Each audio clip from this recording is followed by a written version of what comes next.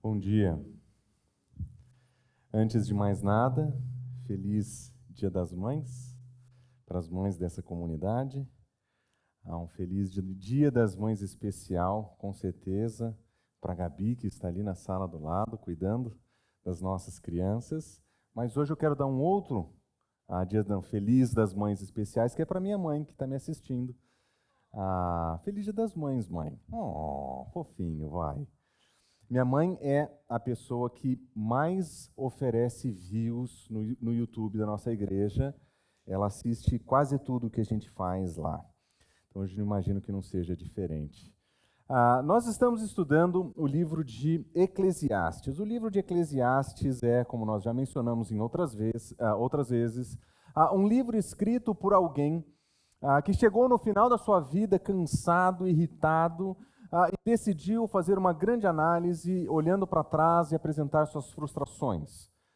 Boa parte do livro, especialmente no começo, ele passa reclamando, ele fala sobre os problemas da vida, e nós imaginamos ele um homem perto do final da sua vida, reconhecendo a sua finitude, identificando a sua mortalidade, sabendo que o tempo dele nessa vida está prestes a acabar, e por ter escolhido as prioridades erradas na sua vida, ele escreve para nós os seus conselhos dizendo: olha, presta atenção, especialmente vocês que são jovens, prestem atenção, porque a vida passa rápido.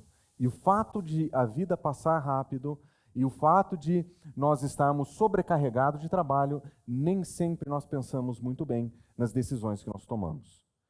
E o conselho do nosso autor é nos levar a encontrar aquilo que nós chamamos de sabedoria. Ele quer, através da sua história, do teu testemunho, do testemunho dele, ele quer nos levar para o lugar que nós chamaríamos de sabedoria. Mas esse lugar chamado sabedoria, para ele tem duas qualidades opostas. Especialmente no começo do livro, se você olhar para o começo do livro, você vai perceber que diante da mortalidade, da fragilidade da vida, ele fala: a sabedoria é inútil. Ele fala, inclusive, morre o sábio, vive o sábio, e a impressão que nós temos é que, independente se nós somos tolos ou não, o fim da vida, ele é o mesmo. Não importa quais são as nossas atividades, se nós fizermos com sabedoria ou não, a morte está aqui para todos nós. Aliás, ele chega a dizer o seguinte, que alcançar a sabedoria é um trabalho enfadonho. Ele chega a dizer que ele se dedica a conhecer a sabedoria, ele se dá a conhecer a sabedoria, mas ele não encontra. Ele também fala que não existe nenhuma garantia na sabedoria. O sábio não pode transmitir sua sabedoria para os seus descendentes. Se ele for sábio, não existe nenhuma garantia que seus filhos o serão. Não é alguma coisa que você transmite de geração em geração. E a coisa que mais incomodou o autor, que nós vimos nos últimos capítulos, é que essa sabedoria, em última análise, ela se torna inalcançável. Ele procurou a sabedoria, ele lutou pela sabedoria, mas ele não a encontrou. E nesse contexto de frustração com a sabedoria, alguém lendo esse livro rapidamente poderia dizer: então não vale a pena uma vida sábia. Não vale a pena uma vida que seja marcada por essa sabedoria. Nós precisaríamos, talvez, quem sabe, de uma outra alternativa. Mas o autor vai dizer o seguinte, que ainda que a sabedoria seja insuficiente no que se refere à morte, que ela seja enfadonha no sentido de que nós nunca a teremos por completo, ou quem sabe ainda ela seja última, em última análise, inalcançável na sua grandeza, ele diz o seguinte: ela é profundamente útil e necessária. A sabedoria é ainda a melhor alternativa a todas as outras coisas que ele observou. E ele diz ter observado a estultícia, ele diz ter observado a ignorância, ele diz ter observado tantas outras coisas, e entre todas as fraquezas e falibilidades humanas, ele chega à conclusão que, por pior que seja, a sabedoria é a melhor alternativa para nós. Ele vai dizer em seguinte que ela é mais excelente que a estultícia.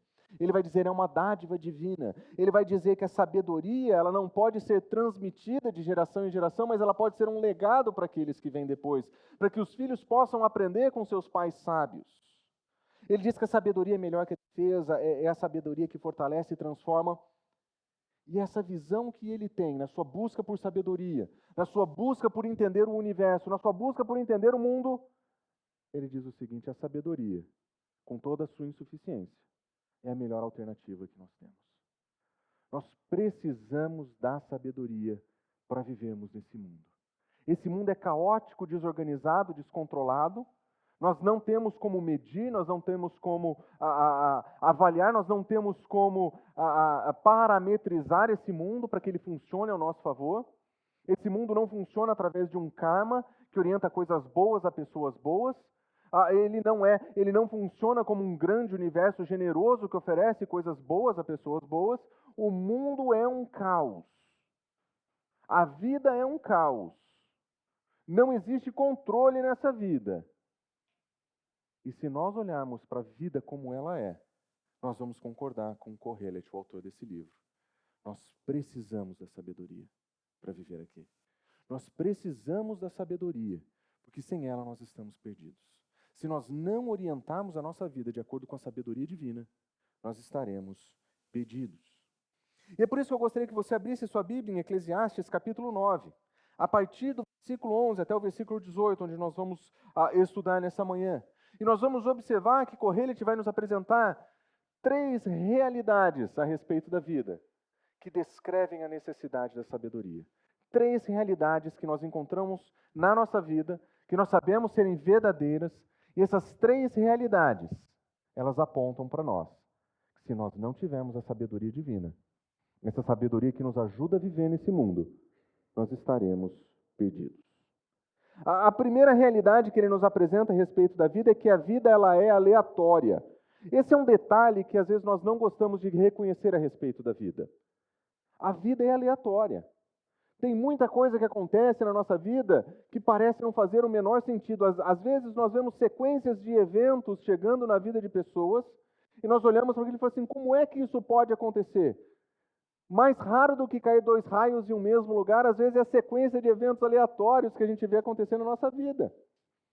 Nós vemos que a vida é assim, nós vemos que ela não é medida, ela não é parametrizada, nós não podemos colocar, descrevê-la da seguinte maneira: se nós fizermos A, então o resultado será B.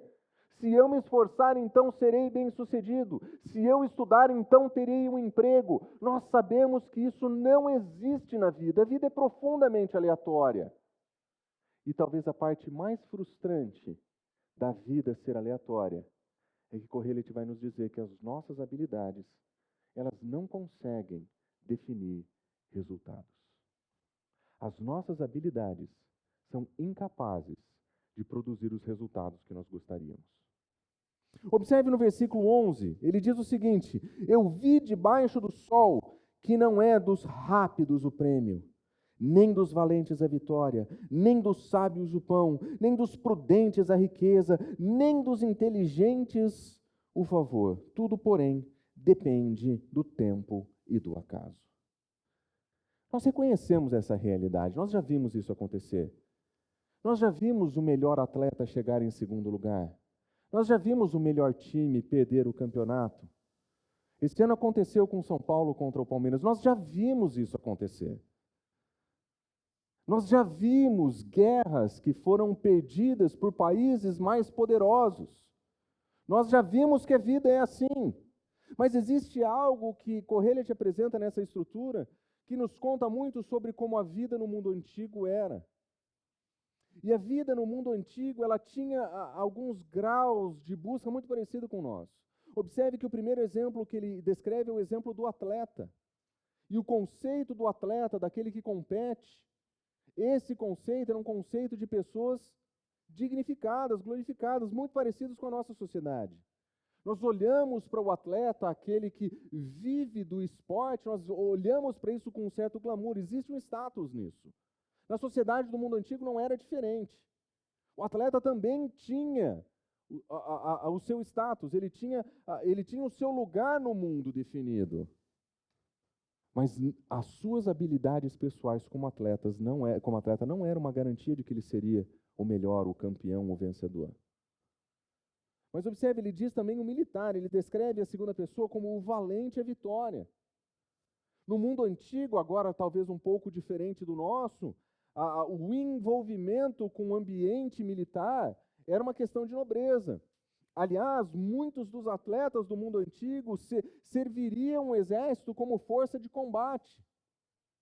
E o aspecto do ser o militar, de ser aquele que pertence ao exército, ele pertence à força do império, do governo ou do reino. A ideia de pertencer a esse ambiente é um ambiente de credibilidade, é um ambiente de poder, de status, de grandeza. Mas mesmo que alguém chegue lá, por seus méritos, chegue a servir o império ou o reino com sua força, a sua valentia não é garantia. Se você já assistiu qualquer filme de guerra, nós vimos isso acontecer várias vezes. Se você assistiu Vikings em particular, você viu que nem Ragnar Lothbrok conseguiu manter-se diante das suas guerras. Não são dos fortes que triunfam sobre a guerra. Mas ele vai dar um passo a mais, ele vai descrever aquilo que nos seus dias representaria nobreza. Não somente os atletas e os militares, mas ele diz o seguinte: não são os sábios que têm comido, os prudentes que são ricos, e não são os instruídos que têm prestígio. A palavra prestígio, ou como traduzido em outras versões, como favor, algumas traduções usam o conceito de aplauso. Ele está dizendo que nem mesmo as pessoas que ocupam lugares altos na sociedade são as pessoas que são aplaudidas por ela. Nem sempre as pessoas que ocupam lugares de grandeza, que são pessoas ricas. E que não é porque a pessoa queira chegar nesse lugar onde nós sabemos que o nosso autor estava, nós sabemos que ainda que nós quiséssemos chegar lá, nós não teríamos garantia nenhuma de sucesso. Seja o atleta, seja o militar, seja um nobre, as habilidades do indivíduo são incapazes de produzir os resultados desejados. Por quê? De acordo com o autor, o tempo e o acaso, eles afetam a todos. O atleta pode sofrer uma lesão. Uma lesão muscular tira um atleta da sua carreira. Um forte, um valente em uma guerra, ferido, perde sua força. Um nobre na sua estultícia pode perder todos os seus recursos e sua posição de privilégios. Pode ascender e ser rejeitado, abandonado. E ele descreve alguém aqui que não tem comida, que não tem pão.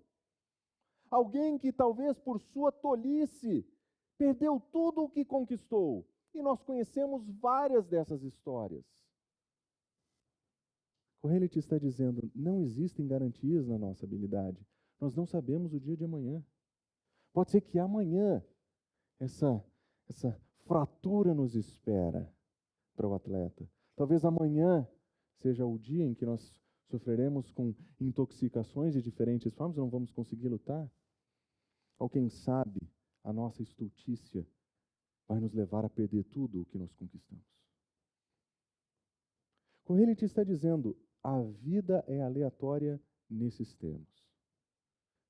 Diferente do mundo de Kohelet, onde o atleta, o militar eram talvez atalhos à nobreza, nós vemos que no nosso mundo, o estudo, a procura pelo emprego e, quem sabe, um bom emprego, um bom salário, um bom lugar na sociedade, serviriam de paralelos para nós.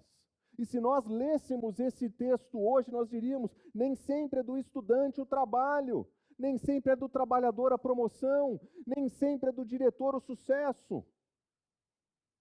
Nós iríamos olhar para essa lista e nós perceberíamos que isso de fato acontece. Às vezes o amigo do chefe não merece a promoção e ele pega no seu lugar e ele rouba o seu cargo porque ele é mais querido, não porque ele é melhor. O mundo é assim, aleatório. E nós não conseguimos prever essas coisas. O mundo é assim, cheio de acasos, cheio de tempo e do acaso. E é muito interessante que, da perspectiva do nosso autor, o conceito de tempo, ele não é somente alguma coisa cronológica, como às vezes nós fazemos. Tudo depende do tempo e do acaso, como se fossem só uma questão de sequência de eventos que saíram de ordem e nós perdemos o bonde. O tempo, para o autor, como nós já vimos no capítulo 3, o tempo ele é uma descrição daquilo que somente Deus controla. Deus tem tempo para tudo. Deus faz coisas formosas a seu tempo. Deus é quem vê os afazeres humanos e diz: existe tempo para tudo, plantar, colher e assim por diante. Tempo é algo que para o autor parece sem controle para nós, mas é aquilo que está debaixo do controle de Deus.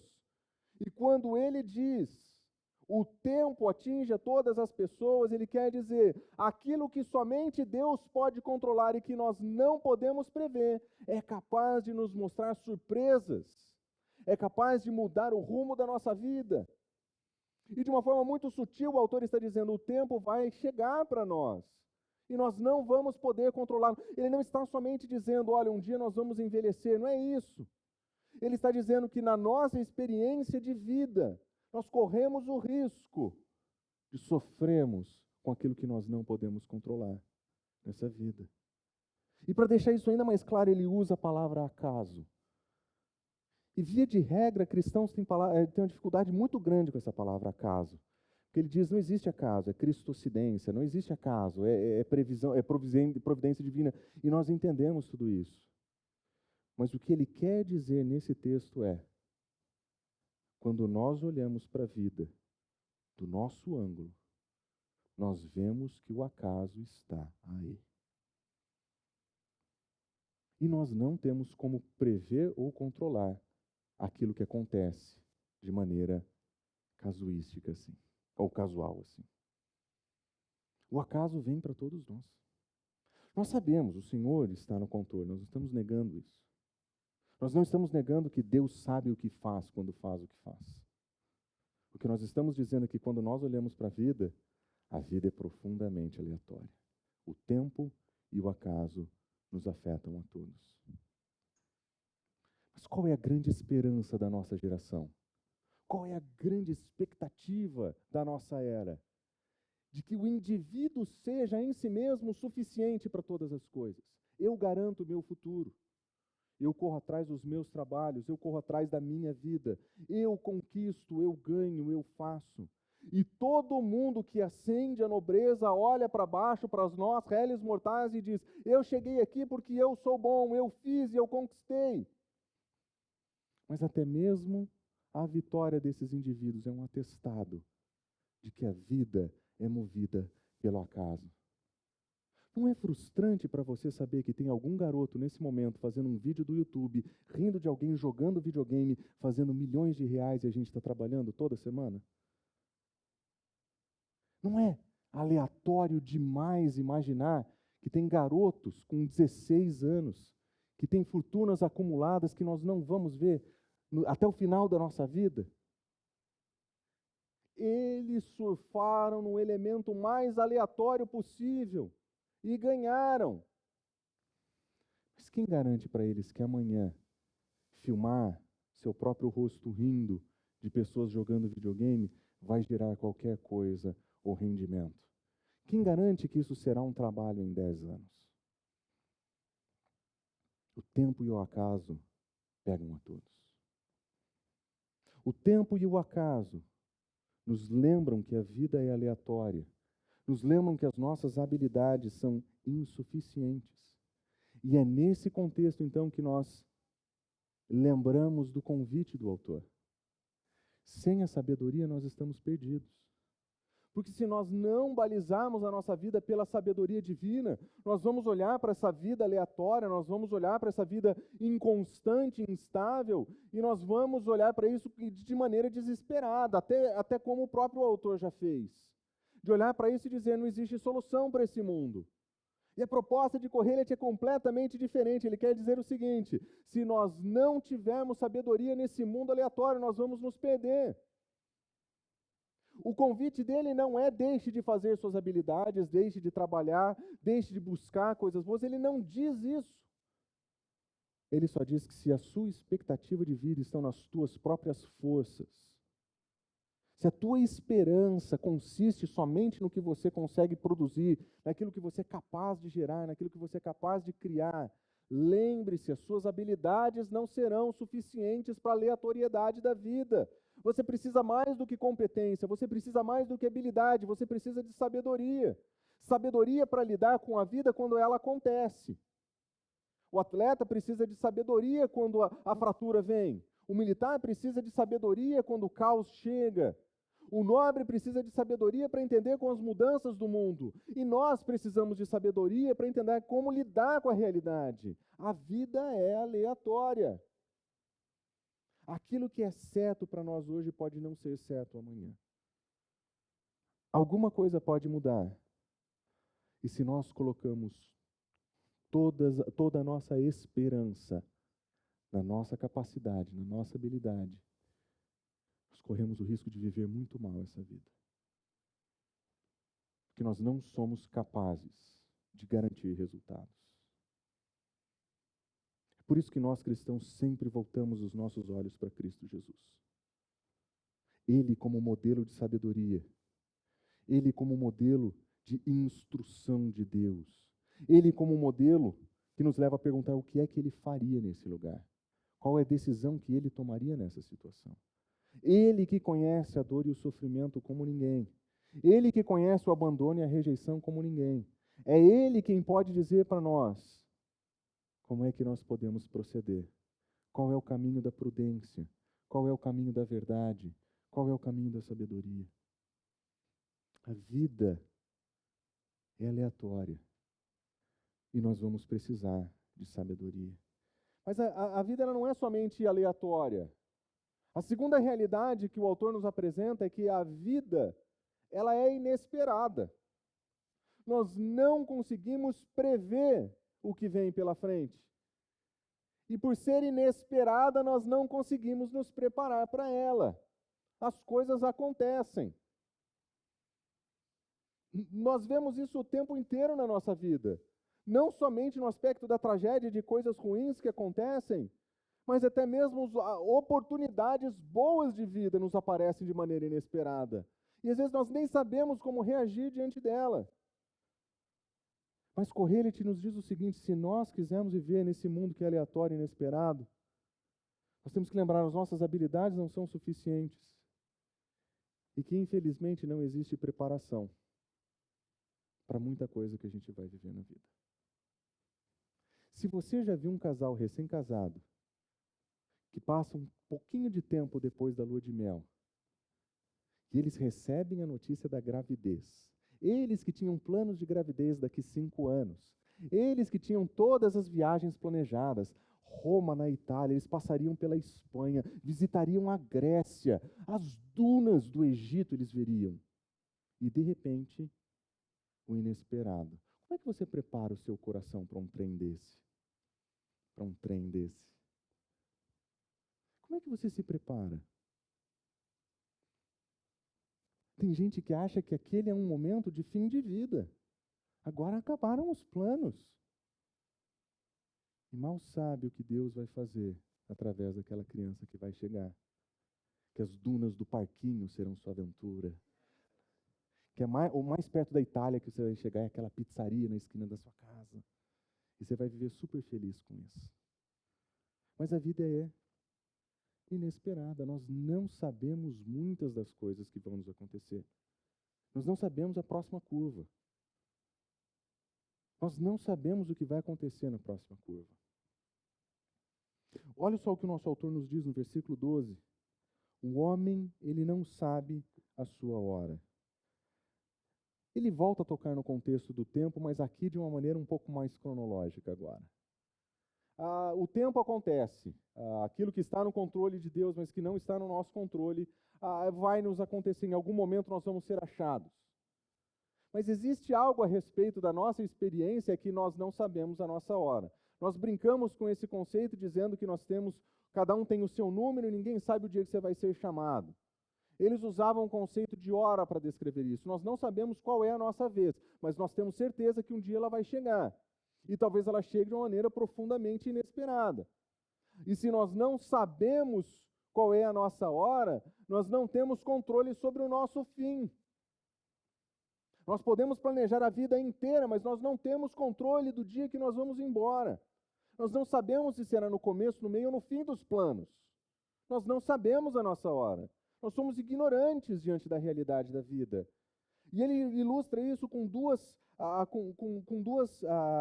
ilustrações, propriamente dita. Ele diz: os peixes se apanham com rede traiçoeira, os passarinhos se prendem como laço, assim também os filhos dos homens no dia da calamidade.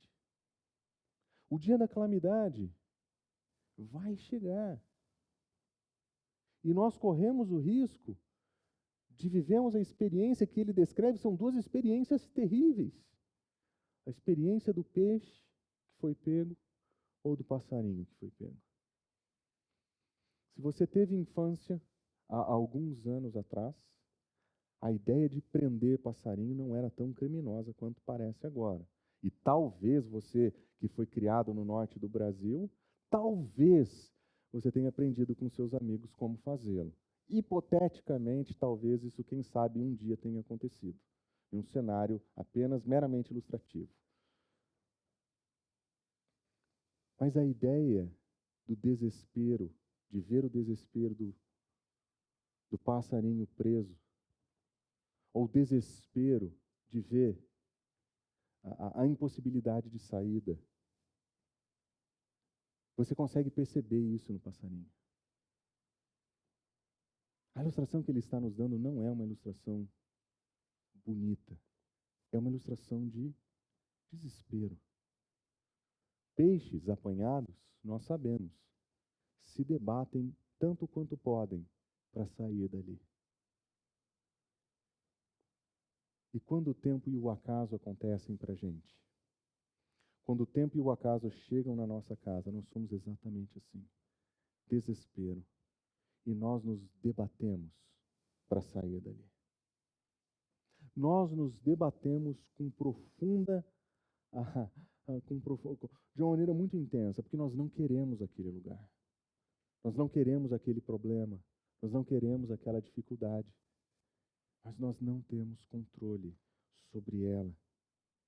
Ele diz: assim são os filhos dos homens no tempo de calamidade, quando de repente ela cai sobre eles.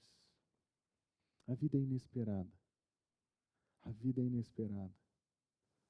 Nesse período que nós vivemos nos últimos anos, nós experimentamos muita dessa aleatoriedade, muitos eventos inesperados. Nós vimos amigos sendo contaminados, familiares sendo contaminados. Vários de nós perdemos parentes queridos nesse processo, de uma maneira que nós não temos controle. E quando nós nos encontramos nesse ambiente, nós podemos ter o sentimento de desespero ou o sentimento de tentar fugir a todo custo. Mas seja como for, nós não temos como mudar aquela realidade. A vida é assim. É por isso que nós precisamos de sabedoria. É a sabedoria que nos permite não se debater como peixes tentando fugir de um laço, ou quem sabe, de ter o desespero de um passarinho recém-apanhado. É a sabedoria que nos lembra que no dia da calamidade é o nosso Senhor que nos conhece, aquele que tem controle sobre o tempo, aquele que tem controle sobre as situações, é Ele quem nos pode oferecer o consolo que só Ele pode dar. Ele que sabe exatamente o que aconteceu, o que vai acontecer, é Ele quem pode nos receber no seu colo e como Pai nos receber como filhos. É a sabedoria que nos lembra que o nosso Deus, é Ele quem pode fazer a nossa vida ter valor, sentido, significado nos dias da calamidade. Quando a dor é grande, o sofrimento é grande, quando a vida acontece, nós temos um Senhor como refúgio, como amparo, como fortaleza, como guarda, como rocha. Ele é o nosso protetor, Ele é o nosso sustento, Ele é o nosso provedor. É nele que nós encontramos esse cuidado, é nele que nós encontramos a vida, é nele que nós encontramos satisfação nos dias de dificuldade. Sem sabedoria nesse mundo nós estamos perdidos, porque a vida é aleatória. E a vida é inesperada. As nossas habilidades não vão controlar o mundo. Nós não vamos nos preparar para tudo o que pode vir. Sempre vai ter algo fora do nosso controle, sempre vai ter algo além de nós. Mas a sabedoria do autor nos lembra que existe um Deus que está acima de tudo isso. E que é para Ele que nós precisamos olhar. Que é para Ele que nós precisamos voltar, que é nele que o nosso coração tem que estar. Porque sem sabedoria nós estamos perdidos nesse mundo. Nós precisamos dessa sabedoria divina para navegar esse mundo que é instável, incerto e fora do nosso controle. A crença num Deus soberano é talvez o único firme fundamento que nós temos para enfrentar toda essa aleatoriedade, todas essas atividades inesperadas. De saber que, embora eu não tenha controle, e que, embora eu não tenha condições de definir os cursos e os resultados, eu posso confiar em um Deus que conhece todas as coisas, que está além do tempo e do acaso, que na sua soberania, Ele manifesta o seu cuidado soberano, Ele manifesta o seu abraço, Ele manifesta o seu cuidado. Esse é o Deus que nós servimos. Mas existe uma terceira realidade sobre a vida. E essa terceira realidade nós conhecemos muito bem. A vida é injusta. E a gente aprende isso muito cedo.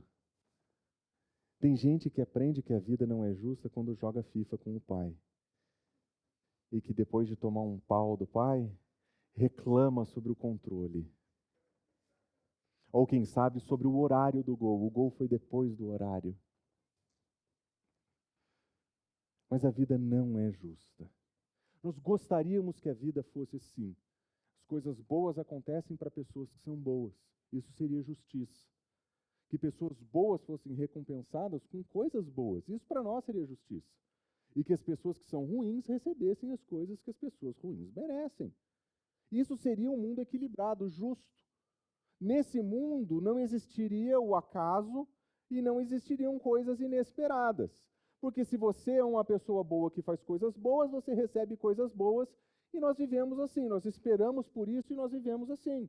Não existem inesperados nesse processo, porque tudo é uma grande questão de uma justiça cósmica, que vai devolver direitinho para cada um que cada um merece, mas nós não vemos isso acontecer.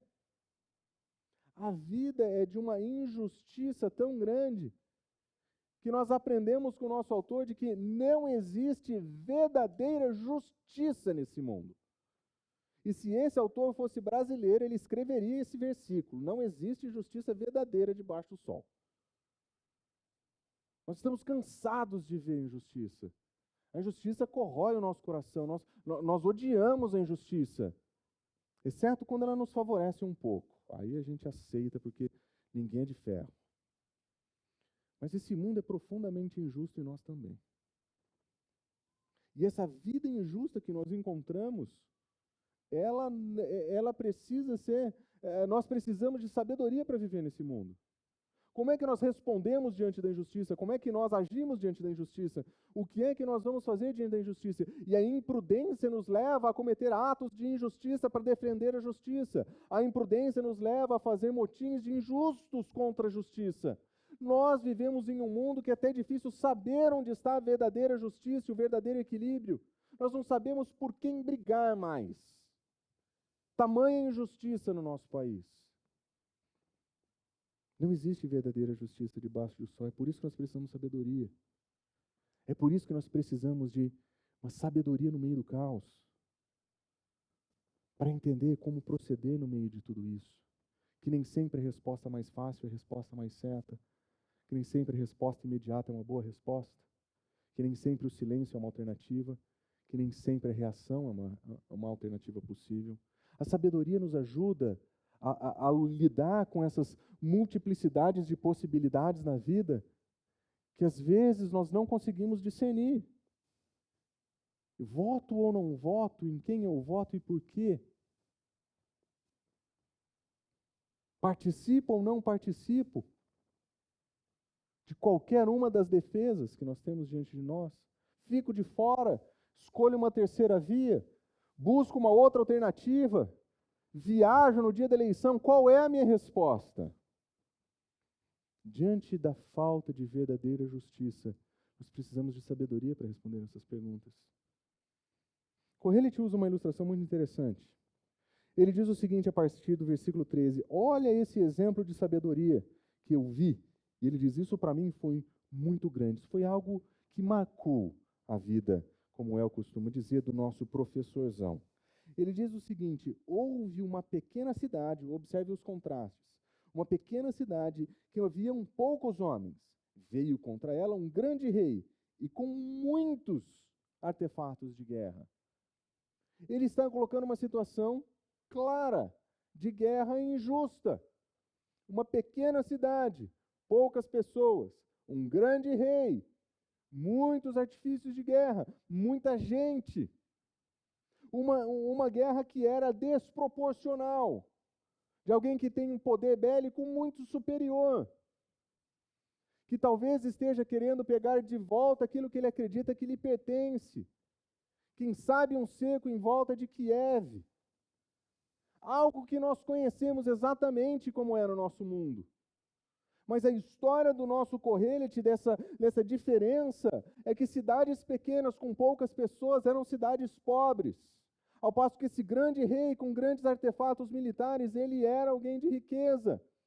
Os contrastes estão feitos. É como pegar lutadores de outra categoria. E não somente pegar um lutador menor, mais fraco, pegar vários que são mais fortes do que ele e colocar em um ringue só. É esse o nível de deslealdade que nós estamos falando aqui. Mas olha só o que acontece nessa história. Encontrou-se nela um homem pobre. Já começa errado. Perspectiva do mundo antigo, pessoas pobres não têm voz. Não que hoje seja muito diferente. Mas no mundo antigo, o pobre não seria ouvido. Porém, ele era muito sábio. Esse homem, embora não tivesse recursos, ele tinha aquilo que nós mais precisamos, que é sabedoria.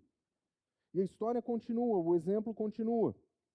Ele livrou por sua sabedoria aquela cidade.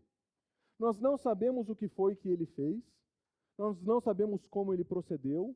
O que nós sabemos é que, apesar da sua posição de falta de prestígio, do seu lugar não privilegiado na sociedade, ele conseguiu, por sua sabedoria, evitar que aquela guerra acontecesse, ou quem sabe até mesmo ganhá-la.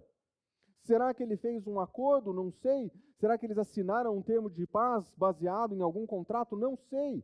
O que eu sei é que todo o cenário estava contra aquela pequena cidade. Se alguém tivesse que apostar, entrasse no IBET, entrasse para ver as apostas, estavam todas na mão do grande rei. Mas a sabedoria daquele homem sem prestígio fez com que o cenário fosse mudado. E nós esperaríamos que esse homem ganhasse uma estátua na sociedade. Eis aqui o nosso sábio. Eis aquele que nos libertou. Olha aqui que grande nobreza tem esse homem, que através da sua sabedoria é capaz de poupar a vida de todas as pessoas dessa cidade.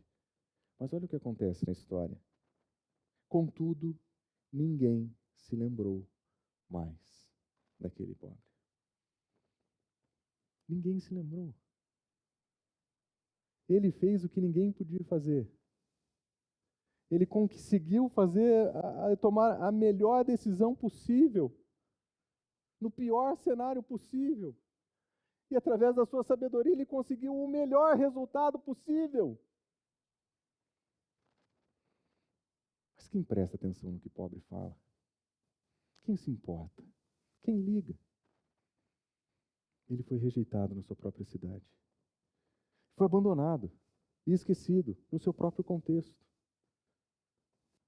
E se você trabalha em algum lugar em que você está começando, especialmente se seu título tiver estagiário na frente, você é capaz de oferecer a melhor ideia de negócios, de resolver um dilema e um problema.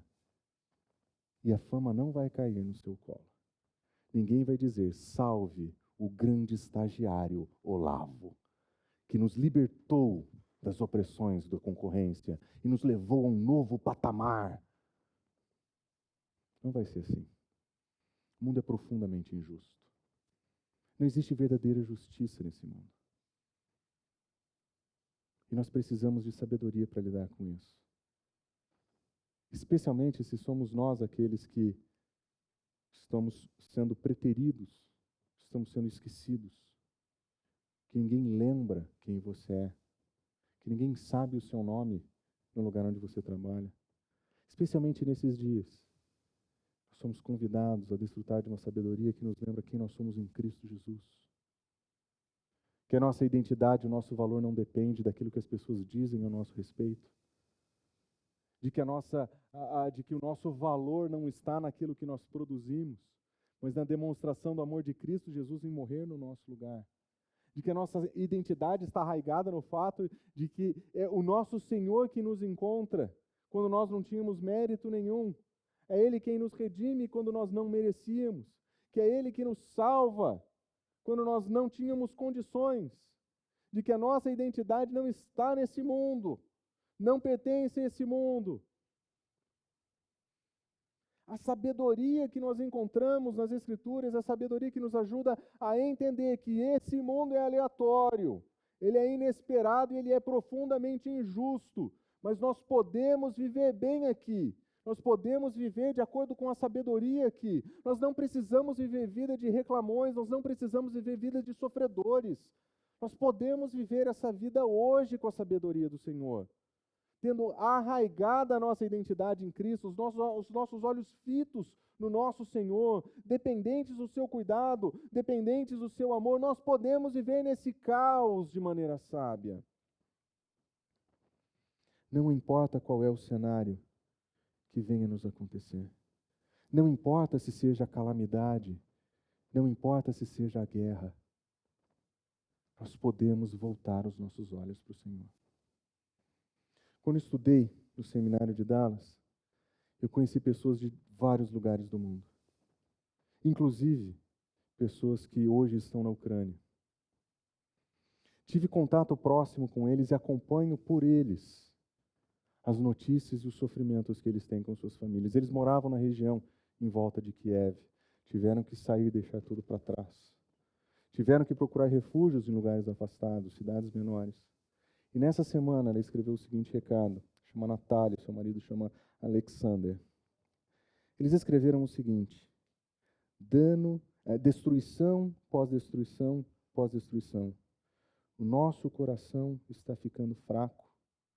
Está ficando cansado e a nossa esperança está ficando fraca. Estão cansados de ver sofrimento. Estão cansados de ver dor. Estão cansados de ver destruição perto deles. Mas a frase final dizia: mas a fé nos lembra em confiar que Deus controla todas essas coisas. Sabedoria no meio do caos faz isso. Tira os nossos olhos das circunstâncias e volta os nossos olhos para o Senhor. O lugar de onde nós nunca deveríamos tirar os nossos olhos. Nós jamais deveríamos perder de vista que no meio das aleatoriedades e eventos inesperados e injustos dessa vida, que o nosso Senhor está aqui conosco. O nosso Senhor está aqui conosco. O que nós aprendemos com Kohelet, então? Bom, ele nos ensina que existem 3 realidades a respeito da vida que demonstram que nós precisamos de sabedoria aqui. A vida é aleatória. A vida é inesperada, a vida é injusta. Por isso nós precisamos de sabedoria, por isso nós precisamos voltar o nosso coração para o Senhor, por isso que nós precisamos voltar os nossos olhos para o nosso Senhor. Mas Ele vai nos ensinar que nós precisamos responder de maneira sábia a esses eventos. Observa como ele termina o nosso texto, versículo 16. Ele diz o seguinte: então eu entendi, melhor é a sabedoria do que a força, ainda que as sabedorias dos pobres sejam desprezadas e suas palavras não sejam ouvidas. A sabedoria sim ainda é melhor, não vai fazer você famoso, não vai fazer você grande, não vai te tornar poderoso nessa vida, mas ainda assim essa sabedoria é muito melhor. A sabedoria é melhor do que a força, até porque nós sabemos que a nossa força não garante nada nessa vida. E ele continua no versículo: as palavras do sábio ouvidas em silêncios valem mais que os gritos de quem governa entre tolos. Ele vai dizer que a sabedoria é melhor que o domínio do rei.